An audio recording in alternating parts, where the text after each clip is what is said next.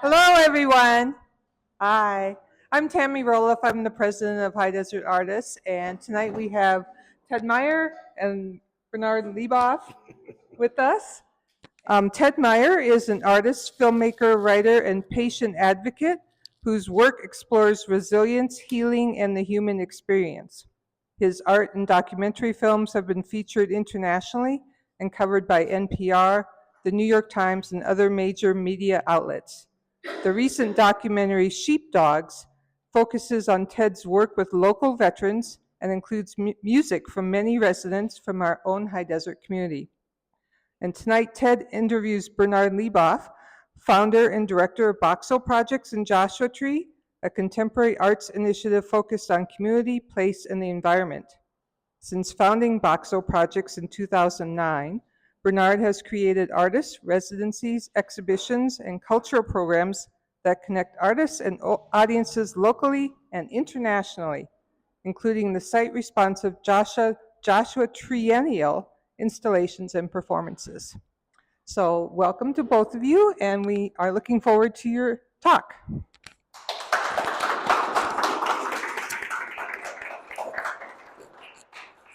All right. So, every once in a while you meet somebody who's had one of these lives where they've lived all the places you want to live and they've done all these exciting things that you want to do.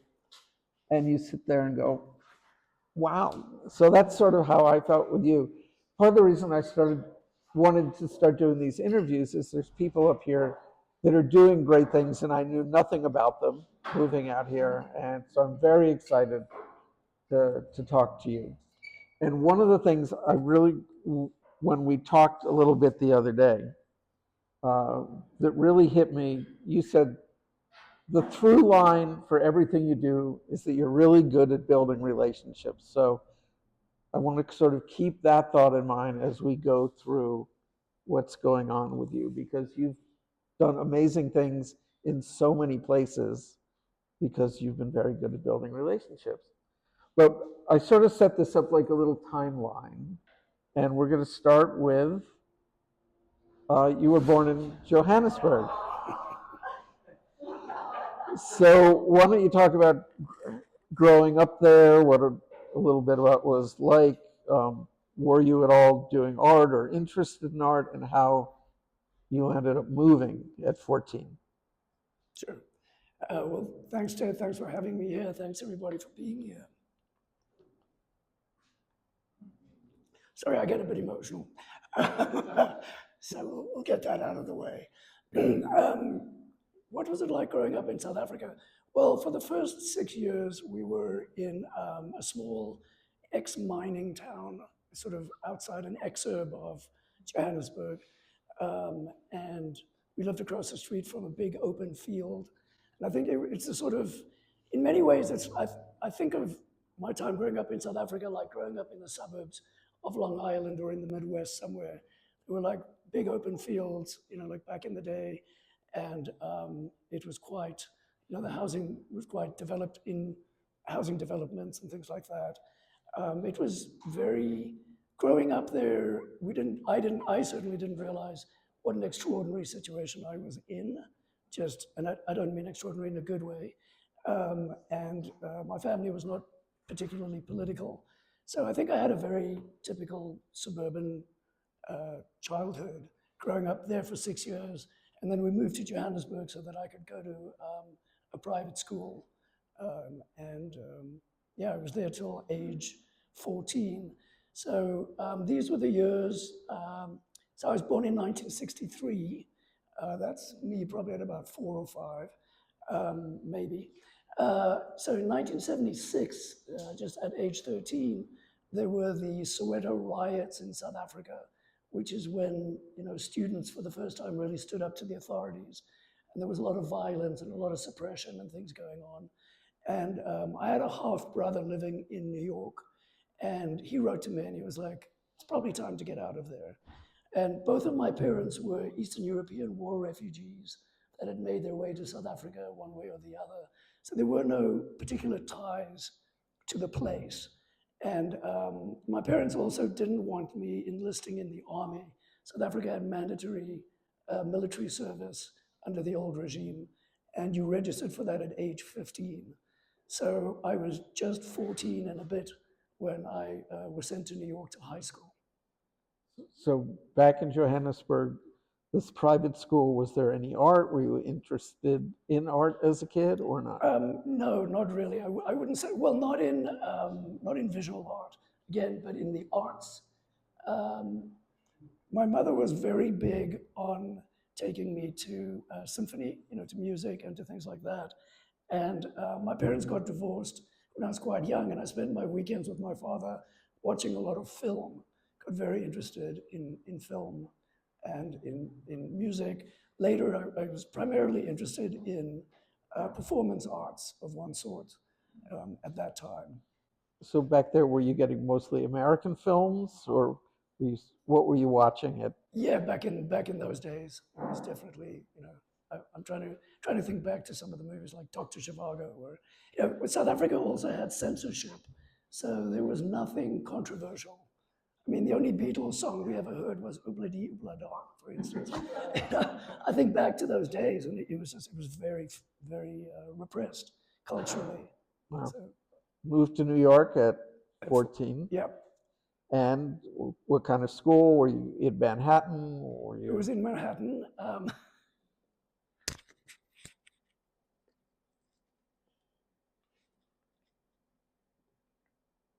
Sorry, I have somebody here that I know from my high school.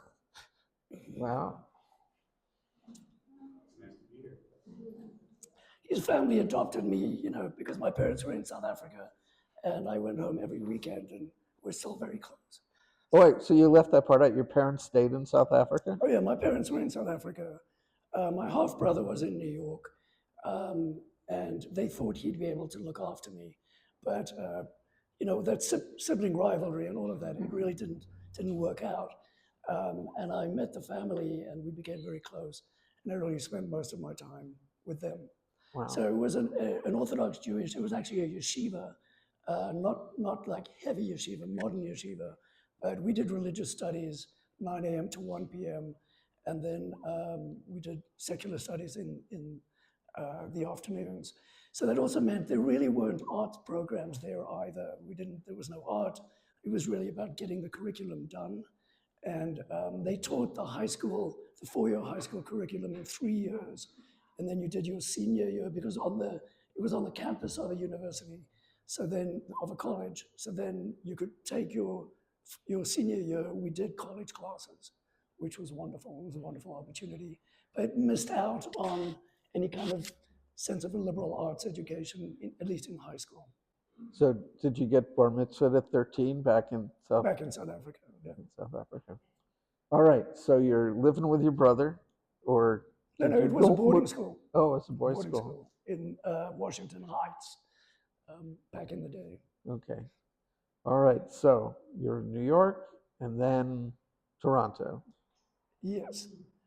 Well, so I graduated from high school in New York. My mother then moved to Toronto, and the idea was that I'd been made a Canadian citizen back in South Africa. It was actually my bar mitzvah gift from my mother. She was one of the women who petitioned Parliament in the 70s in Canada to allow women to pass on citizenship. And I was one of the first people to get that, never having been to Canada. So the idea was that I would go to high school in New York, and then we would go be good Canadians. So I did my first year of college at I don't know why I'm blanking, but at the University of Toronto, which makes sense. And I was a computer science and economics double major towards econometrics. But I'd been living with the family. I'd been in Manhattan, as a teenager. Suddenly I was in the suburbs of Toronto, taking a bus back and forth. I was 18.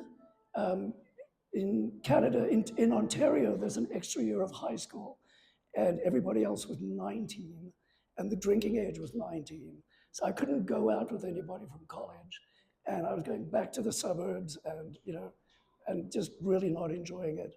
And my mother was a depressive, and the whole thing was just sort of very difficult. So I finished my first year there, and then I transferred back to the US. You went to Philadelphia? Yes. and Wharton, which had a good reputation until Trump went there. Yeah. Um, So I did an undergraduate degree. I mean, part of the thing with the upbringing with you know, war surviving parents, and I think many of you could relate, or you know, your grandparents were like this. It was really about like just survival and getting ahead, and you know, seeking a sense of security somehow. There was no sense in my family of a liberal arts education, and I guess I didn't get that from the family either. Or they didn't want to interfere. I'm very close, particularly with Scott's father, and I think he didn't want to interfere at that time. And I was very pre-professional. There wasn't, you know, I was very interested in the arts, but there wasn't a sense that that was something to do with one's life.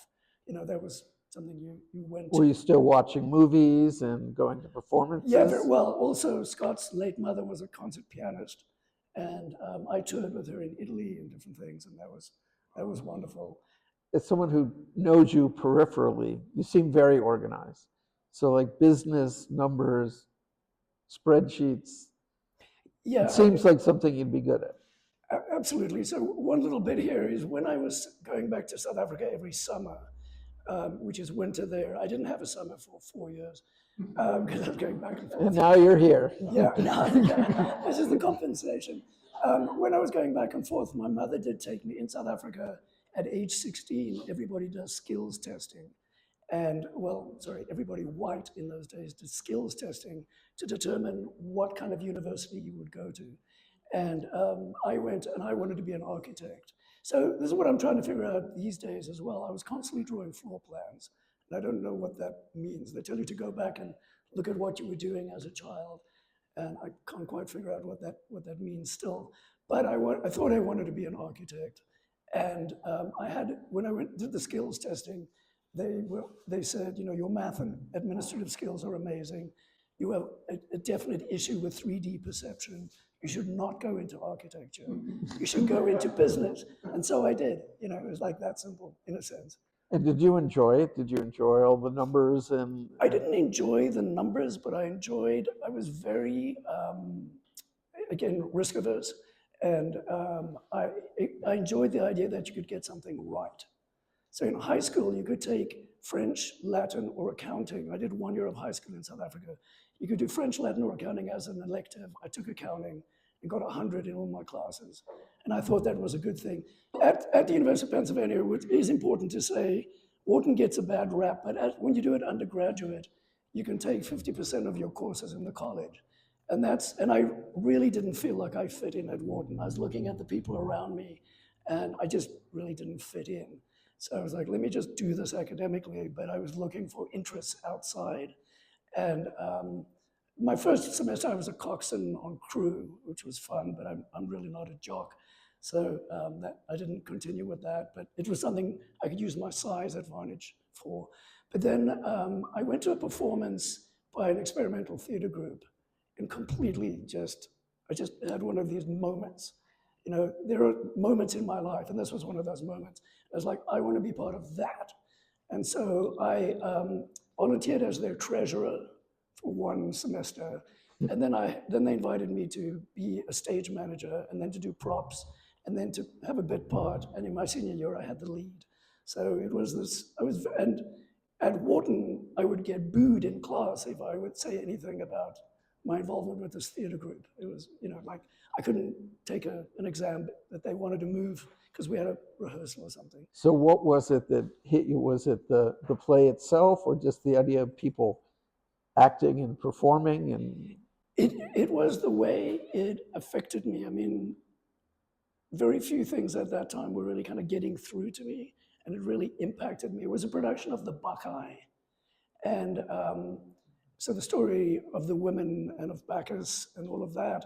And the way this group did it is we were all sitting in the round, and they came around putting lipstick on everybody in the audience, and you didn't know what was going on. And at the end, there's a moment where the women get challenged, and then they said, they turned to the audience and they were like, well, can you not support us? Come and help us.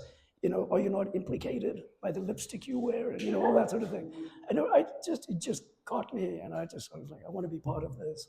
at that point did you decide like you were going to mix them from then going forward? Because you had a long business career after this, and we will go to the next one. Yeah, well, so all my friends at school, should have been pretty telling, were, and I did art history there, and I did some architecture history classes, and my friends were arts people and performance people and all of that, and that should have been a bit of a clue.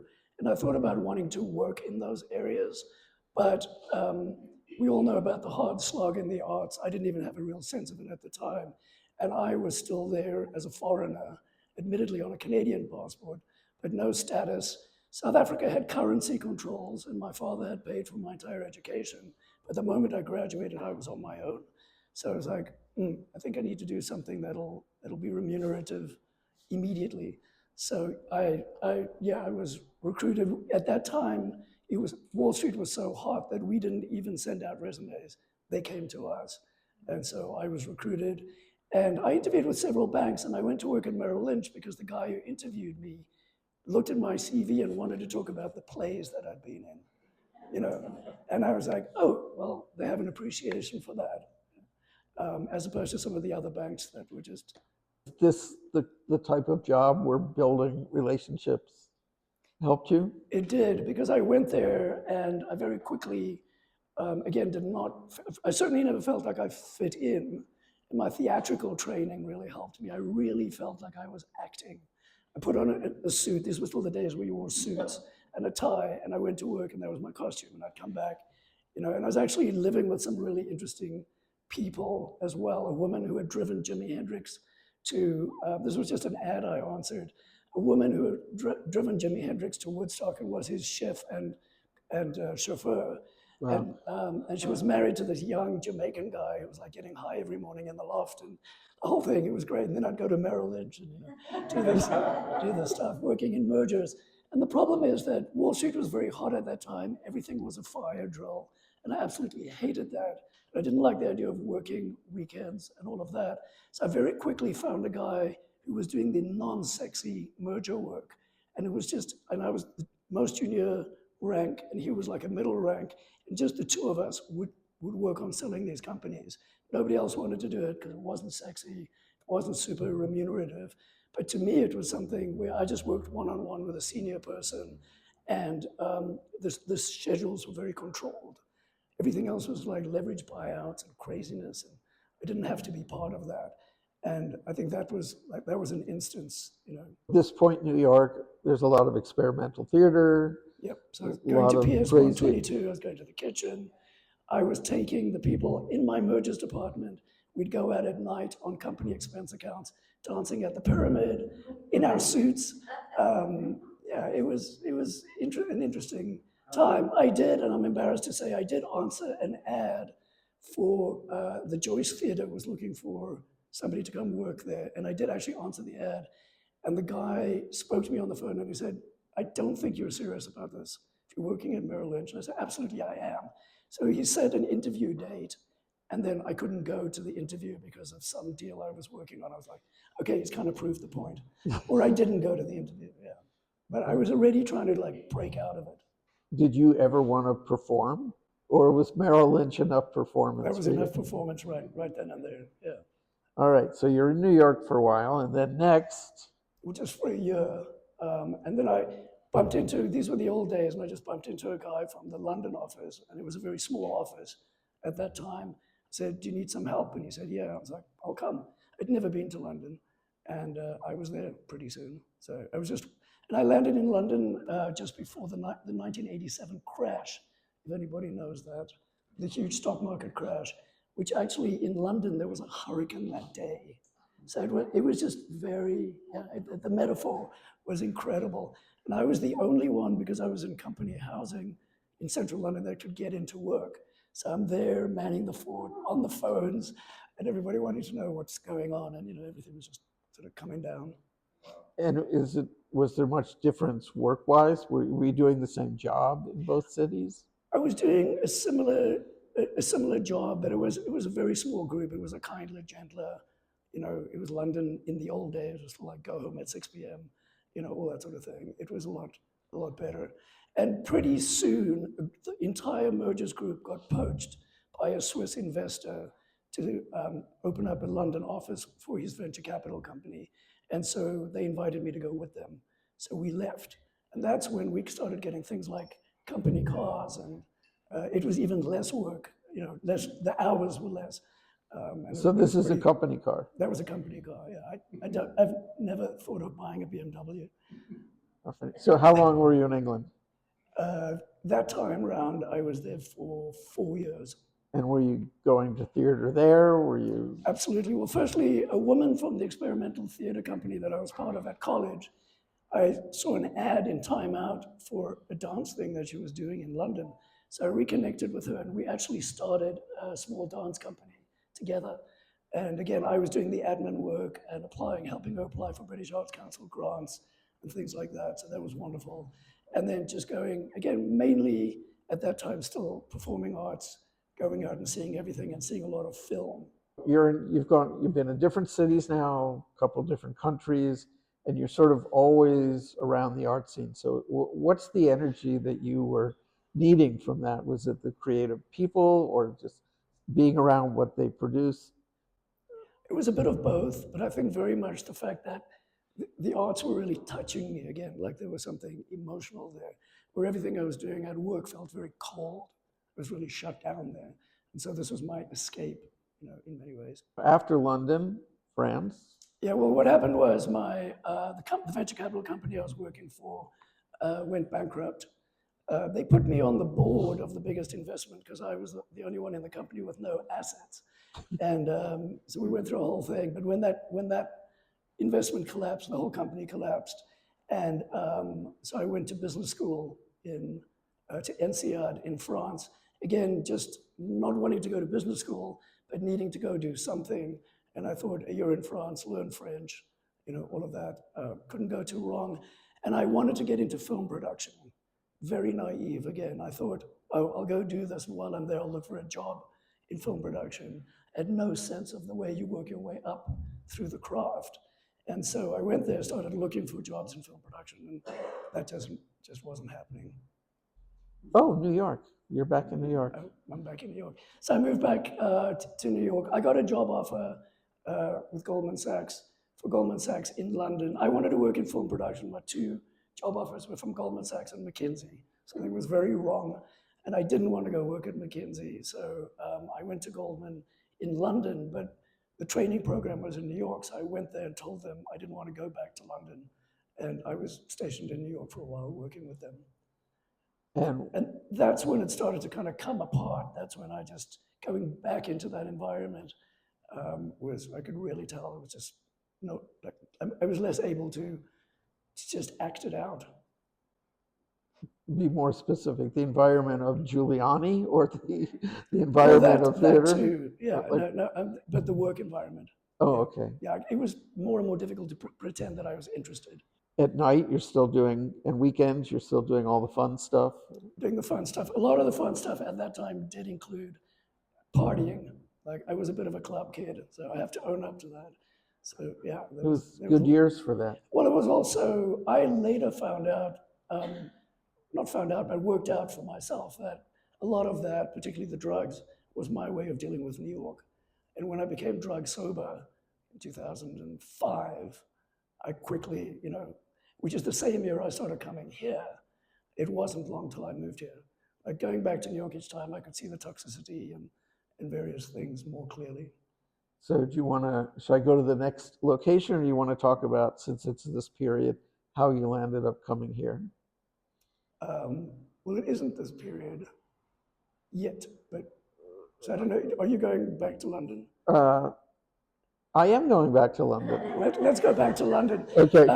I think what happened in New York was I met my first real partner. So I'm queer, gay, and this wasn't something, again, that was going to be great in the family. And in South Africa, there were no gay people at that time, and the ones that were complete. Yeah, there's none. were deviants. Yeah. And so I was very closeted. I was closeted in high school. I was closeted in college. Finally got dragged out of the closet in my senior year of college. And then when I came back to New York that time, I met the only real sort of strong relationship with my partner, and I was 30 already, and that's really when I came out, and that was pertinent to something, but I can't remember right now.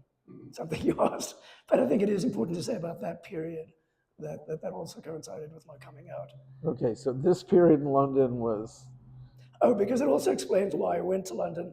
Why take a job with Goldman Sachs, get stuck back in New York, and then go back to London? Because my original job was in London. The person that I met was British and was on a training program for JP Morgan. And so he had to go back to London. And so this is the amazing thing with these banks at that time. I just went in and said, actually, I will go back to London. And they sent me over. Well, so when I went back to London, really the jig got called up. Goldman called me in and they were like, the road, this is in the old days, they were like, the road to partnership means you have to do something that you're interested in. What are you interested in? And I was like, oh shit. And at that time, they were working with a creative agency called Imagination to manage road shows, which is when you sell stock, at least in the old days, companies used to go on the road for like up to 3 weeks, traveling around the world, meeting investors. There was a set, there were teleprompters, there was corporate film, all of that. And this creative agency was doing these. Most of the banks were doing their own crap job of it, but they were working with like the top privatizations out of London. So I was on a deal where we were using Imagination, and I walked into this building, creative agency in London, people dressed in black, and it was another one of those moments. I'm like, I want to be here. So I was there a few months later. I quit Goldman. They tried to get me to stay and go into their roadshow department, but I didn't, and I went across to this company. So yeah, then we were doing a lot of this. Really, it was corporate theater, and it was quite satisfying. Companies that particularly in these privatizations and et cetera, they would take some creative risks. It was interesting. so I sort of picture like a performance at a convention center, you know, like something like that, or Well, it's more in hotel ballrooms. You know, so picture the ballroom, Waldorf Astoria, 200 people eating steak. Yeah, that sort of thing. So just very quickly, my partner, we were in London, and I changed careers, but the entire time I complained about being back in London. So unbeknownst to me, he put in for a transfer with JP Morgan. Just after I made my career change, he got the transfer back to New York. So I had to go in and say to them, I'm leaving back to New York. And they were like, actually, we've wanted to open an office there. So I opened an office for them out of my apartment in New York. And we slowly sort of grew that up. But I went back with this creative agency. we had talked about these pieces, these visual pieces that sort of really affected you. And then also around this time, and then I'll just let you take it, you talked about seeing the pictures of Joshua Tree on a brochure or an article or something, and landing up here. So I'll let you take so this it is from all there. late 90s, early 2000s. Every year between 1978 and 2010, I went back to South Africa.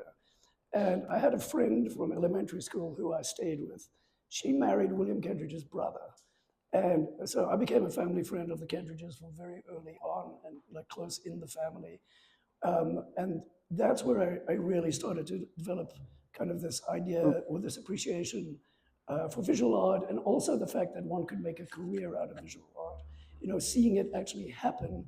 And William has amazing business skills. He's not a nutty artist in any way. And I was like, okay, so you can actually take business skills and you can apply them to art. And, you know, not that, I mean, he's obviously got the creative skills, but, you know, there's also a room for organized people with number skills and other things in the arts. I think it was a big connection for me. And William was artist in residence at Columbia in the late 90s and was living in New York and was spending a lot of time together with his wife and his kids. And just early 2000s, so that's when I started going to the galleries. And I went to Gagosian and I saw this Anselm Kiefer piece, The Breaking of the Vessels. And again, this was the first visual piece that moved me emotionally, and I could understand it and relate to it because it has to do with I could relate to it, and then I could relate to it further because it has to do with the Kabbalistic tradition, so the Jewish spiritual tradition. it's the story of the of Big Bang, the creation of the universe, through this moment of doubt. And the whole thing was poetic, and it was physically expressed, and it was fragile, and it was strong, and it really moved me. And I was like, oh, this happens in visual art as well. So is Judaism still a big part of your existence? Well, because of the school we went to, I walked away from it for a very long time. Now I would say I'm a little bit traditional. We have a really nice community up here, and we do get together from time to time. When my father died when I was 40, there's this prayer that you say for the dead for the first year, and I went every week to synagogue and found it very comforting. And I thought, okay, I've walked away from this thing, and yet there's something in it for me, and it doesn't have to be in the form. Again, I was very black and white thinking, until my early 20s or even into my 20s. So the school was very much to me, and all the things that were wrong at that school represented the religion, rather than the fact that the school is just completely screwed up. And it's not necessarily the religion. And the religion isn't just the religion. There's the Kabbalah, which is a spiritual form of the religion that actually the family was studying. So I was learning these lessons, slowly, very slowly. Okay. All right. Okay, and Oh, I can go back. okay, and you wanted, and then around this time, and this is when I started to decide I did want to work in the arts. And through William, I met people from the DIA Foundation. So DIA was a place that I was going to a lot in New York and really enjoying this idea of art that wasn't made for galleries and it wasn't made to be indoors. So this is the beginning of this idea of land art and being outdoors for art and all of that. So I was stalking Lynn Cook, who was the curator and I think the director maybe at that time of DIA. And she, in the July 2005 edition of Art Forum, she did an article about land art or a panel discussion that Andrea was part of. And at the back, Andrea Zettel, and then at the back of that edition is an article about high desert test sites written by Andrea and Lisa Ann Auerbach, the other founder of high desert test sites. And it was another one of those moments. I was like, I have to go. I have to go. I'd never really been to the West. I'm not, as I said, not an adventurous person, pretty risk averse. I mean, all of this movement was all very safe, in a certain context. And I wrote to Andrea, and she wrote back to me, and I just started coming out here. That was in 2005. And for how long did you go back and forth? Well, I was just coming out for, in those days, High Desert Test Site was having its event, the sort of the large outdoor installation thing. So I was coming for that on an annual basis.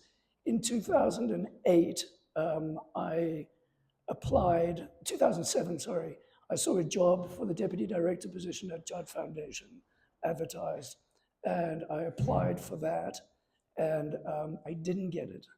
And I was working for yet another design company at that time called Frog Design. It's an industrial design company, and they wanted me to move to San Francisco. And I went for a visit, and I just really didn't care. And I didn't care for the situation I was going to be in. They wanted me to move because of relationship management. I was very good at working with the creatives in the agency in New York, and they were having problems with the agency in Palo Alto, and they wanted me to move. But the conditions weren't right. So I quit, rented my apartment, and came here for 3 months for the first time. So it was in early 2008. I found this article online. So you had an alternative gallery. At this point, what made you, first of all, because nobody who really wants to make money thinks, got to start a gallery. Yeah. So you're getting sick of business. You're like, around this scene now, you decide you're going to have an apartment. A gallery in your apartment. Well, what happened is during those 3 months when I came to Joshua Tree, two things happened. I started making my own work for the first time. For that whole 3 months, I made work, shared it with people. I was in a show with the Art Queen. And I went to a Buddha's birthday celebration at Wat Santi. And I met John Luckett, an artist who used to live up here. And through him, I met a lot of other people. And I started to really get to know the art community. And there were certain people I felt were not getting their work out into, like, it's work that I thought needed to be seen. So what do people think when you're like, these are people I've met out in the desert, and I'm bringing them to New York? So what was the reaction? People were really interested. I mean, part of the reasoning behind the gallery as well was I felt that Joshua Tree finally was a place. I started to feel this when I came in 2006. It's the first place I've ever felt I really belonged. And by that I meant I was amongst people that I shared values with, and I could really sort of, in a community that I really wanted to be part of. And I felt that at that time, it's very quaint. People knew Joshua Tree, but they knew the name, but they didn't really know anything about it. Not that many people were coming here. And I also felt that everybody in them, particularly, meaning in New York, there are many people who live in Manhattan and other major urban areas that feel locked into what they're doing. There's something else they really want to do, but they don't do it for various reasons. And so everybody has a Joshua Tree or a place or an idea or something that they want to be. And I wanted to bring work there that unlocked for people and be able to talk to them about the fact that you can't just do that thing. It's just something you have to choose. And it took me, 40 whatever years to figure that out. But I think that was part of the agenda as well. But people were very interested. The work was mainly abstract work. John Luckett, this is a show for Tina Bluefield back in the day when she was focusing only on abstract work.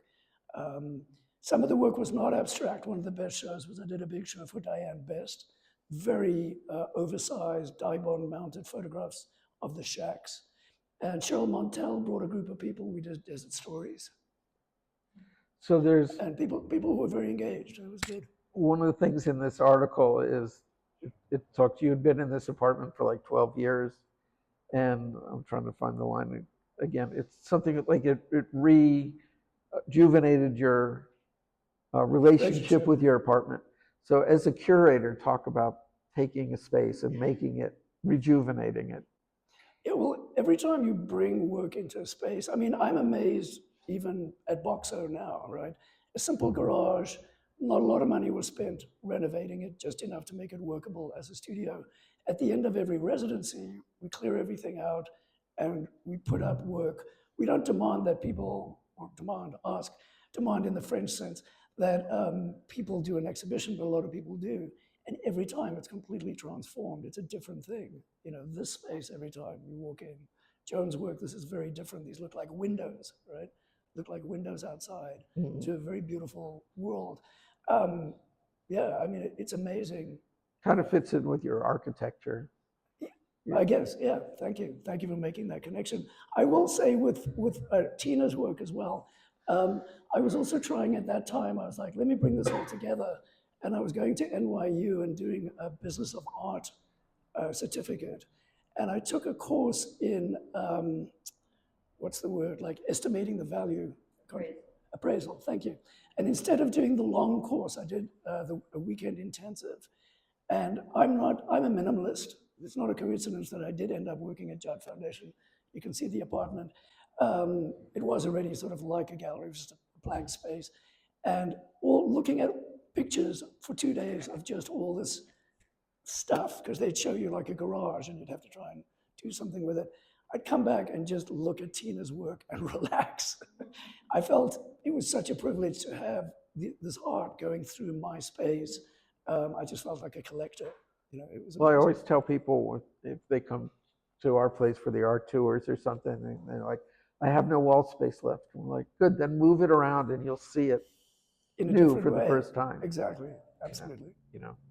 These are two of the ones you showed. These are two of the pieces I showed in New York. The one on the left is hanging in the house in Boxo House now. I couldn't sell this 5-foot by 4-foot painting for $2,000 at that time. And now I've had so many offers for it in the house and I absolutely won't sell it. So how did you promote back then? The amazing thing is you talk about that New York Times article. We eventually got that article that came about because this woman had written an article about Randy Palumbo's space out here, Penelope Green. And so I convinced her, that this was another interesting domestic space that was used for art. So she wrote this article about, it wasn't just MySpace, it was also Sarah Gavlak, who was working out of her apartment, and other people like that. Yeah, I cut her out for this. Thank you, but I have to put it all in context. But just to say, you get that New York Times article, I got one sign up on the email list. Yeah, it's not like people started. You're just shouting in the wind, you know. I had the same thing. My Scar project got a big write-up on the front of the arts section, and I thought I'm going to be having. Yeah. I got a little show in a little museum in Florida and one in upstate New York, and that was it. All right, so we can. And then Randy Palumbo. This was an amazing show that he did where he cast Birkin bags in crystal, and then had all these. It was all about the fetishization of consumerism, and everything in the bag. They were all butt plugs. New York. This is in New York. Yeah. You were at That this. opening, yeah. You were in my apartment. Oh my God, that's amazing. Well, there was that sort of thing as well. There were a lot of people came through. I had no idea. And those are all crystal butt plugs and dildos and things like that. The stuff that Randy used to be known for. And it was an amazing, amazing show. And then you finally moved out here. What made you finally decide, and how did you find the property? Well, what happened was, when I went back to New York, I was showing artists from Joshua Tree. I also did some philanthropic work for a small nonprofit, and they invited me to come onto their board and help them with fundraising. And I said I would do that if we could do it through benefit exhibitions. And I teamed up with an artist, and we started doing these art benefits, once a year. And I bumped into the executive director of Judd Foundation at another benefit, and she said, "What are you up to now?" And I said, "Oh, I'm back in New York. I'm showing artists out of my apartment. I'm on the board of this nonprofit doing fundraising." She was like, "Fantastic. We hated the guy we hired for the deputy director, fired him, come talk to us." So I did, but this is really indicative. I didn't get the job the first time round because I wasn't in the art world and I had no nonprofit experience. 6 months into doing this, I became deputy director of Judd Foundation. So I had this mistaken idea that you cut your salary, in more than half, and you go and you work for an art nonprofit and apply your skills, and it's a kinder, gentler kind of place. But you forget that there's a board, and the board are, New York hedge fund people and things like that. And it was it's the only place I've ever been bullied in my entire career. I was bullied by a board member.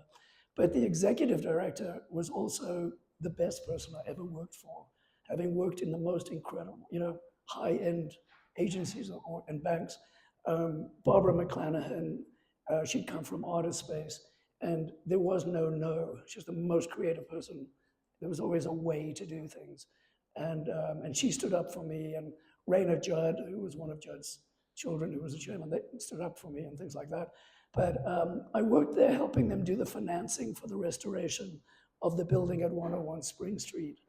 And when that was done, I was done with the whole situation. They had also wanted me to help them with the commercialization of the furniture. So I proposed, the way we did the financing is we took the building out of the nonprofit and got outside investors in. I won't get into the details. And so I thought, well, if we can do that, we can take the furniture out. The furniture as a business is being smothered by being inside a nonprofit. Let's take it out, find a partner. And they didn't want to do that because of everything else that was going on. So I left, and I was like, this is it. Dream job in New York, didn't work out. I'm off to Joshua Tree. How did you find the property, and did you already know you wanted to start a gallery up here? I didn't. It's not a gallery. It's a mistaken perception I have to talk about. I've been working for 3 years with John Simpson, looking for properties. I found a property, for instance, that Randy Palumbo bought up in Doggy Trail, with John. It just nothing was working out. And then when I made the decision to come here, I thought I would rent. And a woman in New York turned me on to this incredible conference at the Nevada Museum of Art. It's now called the Summit, the Art and Environment Summit. And she was like, you need to go to this conference. And I'd never thought of an art conference. But I went with an Australian resident of mine on her way back. Not an Australian resident, sorry. A friend of mine, she eventually did the residency. that I did the last exhibition in the space with. And we went to this conference, and then I came to LA for an art fair. John called me and said, "There's an incredible property, but it's a foreclosure. You know, you have to be, how soon can you be here?" And I'm like, "I'm in LA." So I went there. I stayed at Diane Best's place overnight. Couldn't tell her what I was doing. It was that kind of environment for those of you who were around, because those things just got snapped up. And I just, again, this whole thing is just very much unfolded.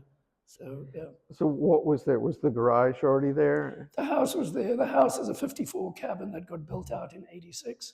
And then the garage was there, yeah. And did you already have in mind residencies? No. Or do you just wanted a house at that point? I just wanted a house, and then I was like, I'll figure it out. I rented my apartment out in New York, and luckily I'd bought early enough. You know, the same way I came for the 3 months, the profit on the rent was more than enough to cover living expenses. I've always kept, this is another good thing for my family training, kept my expense base very low. I'm not into things, I'm into sort of experiences and people. And so it wasn't that big a challenge. But there were artists when I was showing in New York, or that I met, who I wanted to do projects with, where exhibitions in the space were not the right thing to do with them. So the best example is the very first resident. When I was at Judd, I met a woman called Gosia Wiorzak, who is Polish. She lives in Melbourne, Australia, and she draws crazily. I don't know if you, yeah. And thank you. And so I met her and was really excited. I participated in a project she was doing in New York, where she covered all the furniture in the loft she was staying in with canvas. And you went over for meetings, and she would draw while you spoke. And then those were stretched, and that was the art. And again, I was like, this is incredible. And I would love to work with her. And then I came out here, and she wrote to me and was very excited at the idea of drawing on shacks or something like that. Well, I bought what really looked like a shack at that time. And she was doing a big show up at the Western Washington University in Bellingham. They paid to bring her out. So on the way back, she stopped and she did a residency here. And it was the very first residency. She drew on the windows of the house, and that work is still there. That was 14 years ago. So I always hear people wanting to know how you choose your artists, because you're not an open call or anything like that, right? So the residency is project-based and it's invitational. And the idea about with the projects is that people, and the projects need to be related to the site, the community, or the environment in some way. This was obviously the site, very, very specifically, and the community, because she only draws in performance. She doesn't have a studio practice. So 80 people came through the house that opening weekend. Diane Best made a film about it, and people are literally drawn into the house. So as the residency developed, I mean, it's different talking about it. At that time, it was people I met that I really wanted to do some work with, right? But then as we started to formalize the residency, it still very much comes about from myself and the committee meeting people out in the world, but also people who have some sort of practice where they're going to come and engage with the place, engage with people and do research of some sort, and then make work. It's not an open space residency, and there's nothing better or worse with those residencies. It's just not what I wanted to do. Part of it was because in those days, I got onto the board of the Chamber of Commerce, recruited by Clea Benson and Eva Salters. Didn't know what I was getting myself into, but it was quaint. Those of you who remember, nobody stayed overnight in Joshua Tree. We were really longing to get the name out. So I really wanted, and this other idea of everybody's got a Joshua Tree. So the idea that people could come and make work, not descriptive of the landscape, but that would have the essence of Joshua Tree in some way and take that back to other places and talk about it was very important. So I've got just a couple photos here from the triennial. I don't have any background on, so I'll leave it to you to fill in. Yeah, I And don't talk want to about be the contradictory, triennial. but this is not a triennial Oh, I'm project. sorry. But I will say this is an amazing artist from Sean Scabberland from Flagstaff. He's one of the rare instances of somebody who just wrote and then came to visit, and then we sort of developed a relationship. And this is at the time in 2017 when they were talking about Joshua trees migrating, that UC Riverside paper that came out that said we're losing the Joshua trees and they're migrating. And Sean is someone who was taking high school students to the border to leave water and food and blankets for immigrants coming across the border. And so he brought those two things together, and that brought this stuffed coyote. And I worked with the Land Trust, again, back in the good old days when you could do this sort of thing. And they let, because I asked them if we could even work with Joshua trees. And they said, absolutely, come to the property, we'll find dead Joshua trees, we'll mark them, use them for the show and bring them back. And that's what we did. So how did the idea of the triennial? So you'll like this, back in New York, the person who helped me find galleries, or the first major gallery for the art benefits that we were doing, was an eccentric gentleman called Cage Weiser, that I know you're very friendly with as well. He was an allergist and a curator. And he moved coincidentally to LA around the time that I came to Joshua Tree. And he came to visit, and I had done a proposal for high desert test sites. There was one year where they did proposals, and I found a filmmaker, and it was a film type proposal for him to make a film and shoot it onto the rocks behind the house. And we started to talk about doing some sort of projection film festival, and that somehow morphed into, and largely because of his influence, 60 people being involved in the very first Joshua Triennial, sending all sorts of things from around the world. He knows everybody. Hung in trees and on video monitors. And it was really sort of insane. But it just happened on a $2,500 budget. Wow. All right. So the Triennial is a biennial of installation art as it's now sort of developed. Again, not all right. But I just grabbed from your photos. But it is an artist who was a Triennial artist. So this is a guy from Geneva, Severin Guelpa. For anybody who remembers, he's the artist who did a project in Amboy at the motel there. He convinced the owner to open it up, and he and a group did some projects about water scarcity there. And he heard about Boxo and the Triennial and wanted to participate. And he did an amazing project that was up for many years. And when we took that down, because of the pandemic, it was left up for a long time. When he came and took it down, because he comes back and forth, he wanted to do something permanent. So he did this rock piece called Dancing with the Sky. Nice. So it is Triennial related. This is the Joshua Triennial. I knew I'd get it. So the Joshua Triennial is two things. It's this biennial of art, it's an exhibition, but we also invite cultural partners to do programming at the same time. These days on the theme, but initially it was quite loose. And it doesn't get looser than working with Aaron Shepard. So those of you who know Aaron, is just an extraordinary performance artist. He had formerly been part of the very first Triennial. He was one of the 60 people that Cage brought into the Triennial. It was exactly at the time that he moved to Joshua Tree. He was at Art Queen, he was a mermaid, he ate his own tail, ate his entire costume, and then ran naked into the desert and then came back and stood around for 30 minutes naked being photographed. And he has been the most incredible. Every year he does something completely different. This was a tea party he did. I think this was for the 2019 Triennial. He has this incredible property that he's developed, two of them, but this is one of his properties. And he did this tea party where he's wearing like meat and shaving foam and things. But extraordinary individual. This was the first Joshua Triennial as well. The reason there were 60 people, these were 13 of them. Seth Olin, who was a music person who used to live here, and his partner Ali Beletic participated in the first Triennial.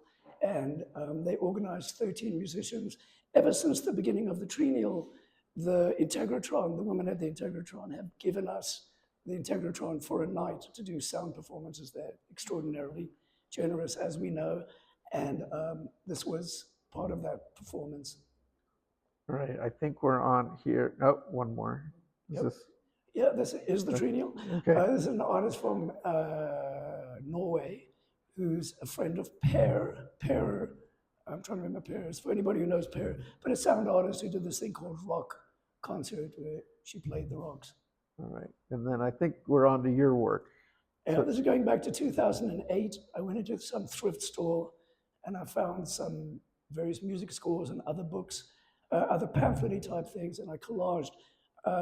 I just reached for things that were around me, and at that time I was still very much into Dwell magazine, and so I was collaging strictly out of Dwell. I felt this was some sort of iteration of my architectural aspirations. This is, yeah, a jump from that kind of work, but I did the Vipassana retreat at the Southern California Vipassana Center in 2015, and I was sitting there in meditation, thinking, not thinking, and there was a mantra that was being repeated over and over again, and it suddenly just came to me that I needed to make art with this mantra, like take this text and literally like write it big. And so I started working with text, and I realized that was a medium I could work with. It's something I really understood. I'd seen a lecture at MoMA about how text can also be considered sculpture because you say it and then it takes on a dimension other than the two-dimensional plane. And I thought it was interesting. I have terrible handwriting, so I was working with stencils. And this was during the pandemic when there was a whole debate about masking that I found kind of ridiculous. And yeah, so there was a whole theme of... Sorry, didn't mean to rush you. That's okay. Hit the button by accident. Okay. So in 2019, I had an artist who came over from the UK, who's an artist curator who runs residency in the UK. And he wanted to do a collaborative residency. So we started working together, and we make videos together. He invited me to come do the residency he and his wife run in the UK. And I've been there twice, and I'm going this June for a third time. So the last time I was there, I made this work. This was in 2023 when, mysteriously to some of us, gay rights came under attack again. And I thought, we just got to say it again. I made some ceramic work that said, we're here, we're queer. And I also this occurred to me that the whole world is queer. We all know about the fact that our sexuality is on a range, but also this is a double play on queer. The world is fucked up. So yeah, there's the we're here, we're queer. And then the following year, I've been doing... this is like Trump's nightmare, a Jewish star. Right, it's right there. It is. And also some of it challenging to the left, as I found out. So then in 2024, when was it? No, not 2024. Anyway, the year of The slide said 2024. I know, but it may not be. It may be. No, it is 24. It's amazing that Gaza has really been going on for this long, I have to say. That's the scary thing that's just occurring to me. So in 2024, Gaza, and I started to see some really strong anti-Semitic expressions online here. And I was like, okay, I need to come out again. I need to come out as Jewish. Just so people know, I had an instance when I came out to one of my business school friends, when he then came after graduating business school, because I hadn't been out there, where he came to me later and said, you've made a difference. I was homophobic, but now that you're out and, I know who you are, I'm really changing. And he made me godfather to his first son, So I was like, okay, got to do it all over again. So I was working at Yucca Valley Material Lab. This work with text, I'm also interested in exploring it in different mediums. And we were working with glass. And so I made these pieces, and one of them actually relates back to the visual arts beginning. But the first one says Hineni, which means here I am. It's literally a coming out. And there's also a story in the Bible where God's looking for someone, I can't remember who it is, or maybe it's Moses. And there's a fear, but he owns up and he goes, here I am. And then, Leonard Cohen's song. Sorry? Great Leonard Cohen's song. Right. Thank you. And then the other thing I made was this thing that says Tikkun Olam. And I only realized out of our conversation the connection. So this is the Kabbalistic imperative in Judaism, is to repair the world. So the world was created by the shattering of these glass vessels, which is what the Kiefer piece is about. And then the duty of Jews is to help repair the world. And I thought it was important for people to understand that as well. Gaza is not Jews, Israel is not Jews, Netanyahu is not Zionism, like all that stuff. There's such a propensity to confound things that really would like to try and the fact that I made this in glass is only occurring to me now because it goes back to that Kiefer piece. And then this piece, the Star of David, is done in yellow and pink. Okay, I said I wouldn't necessarily go into this, but I'll go into it. My mother was in Auschwitz and wore the yellow, triangle.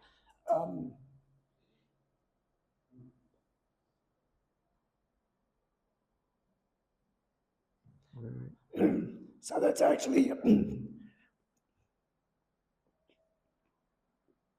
it comes in two pieces that interlock together, and the other one is the pink triangle that gay people wore.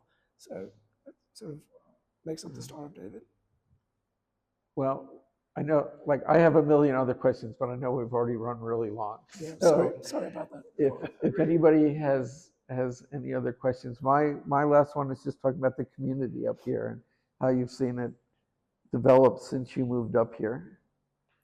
Yeah, well, it's developed tremendously. I think, we've seen people come and really add a number of things that were missing up here, like Yucca Valley Material Lab. It's just an incredible space. I've just done another workshop there for people to be able to learn, hands-on skills is an amazing thing, up here, and the music program, that they have there. I'm just using that as an example of people, because it's a long list, but people who've come here and really added to the landscape, in a meaningful way. And then what is here has gotten more organized, and I think this building is a good example, of that. And there has been, finally, there's some financial support coming into the community, which is, philanthropy in the arts is very difficult up here. It's even difficult in Palm Springs, and I think that's been helping people get a bit on stable footing. I don't know, just to say it's really diversified and sophisticated. I don't mean sophisticated in an art world sense, but I mean it's elevated. Everything has become more mature in a sense and better resourced. We have time for like one or two questions. Thank you for your very interesting life story and your interesting life. I want to know if there's anything you can say about your plans and direction for the future. Thank you for putting me on the spot, Ben. You say no. I can share.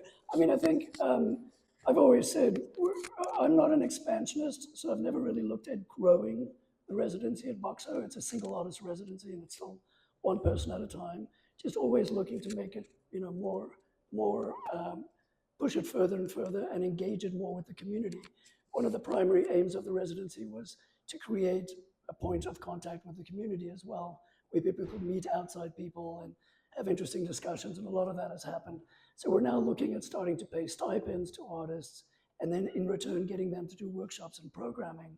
So there's more on offer for the community as well. So I think that's what we see for the residency. For the triennial, really pushing, we had our first ever meeting of the cultural partners. I have feared giving up control of the triennial, but I understand that the triennial belongs to Joshua Tree, and the only way forward, and I don't want to grow it, and so the cultural partners can grow it, and we're starting to talk, about that. And my idea is to be doing less of that, or letting it run more on its own in a sense, or be able to hire somebody and do more of this. Thank you all for coming. Thank our guest.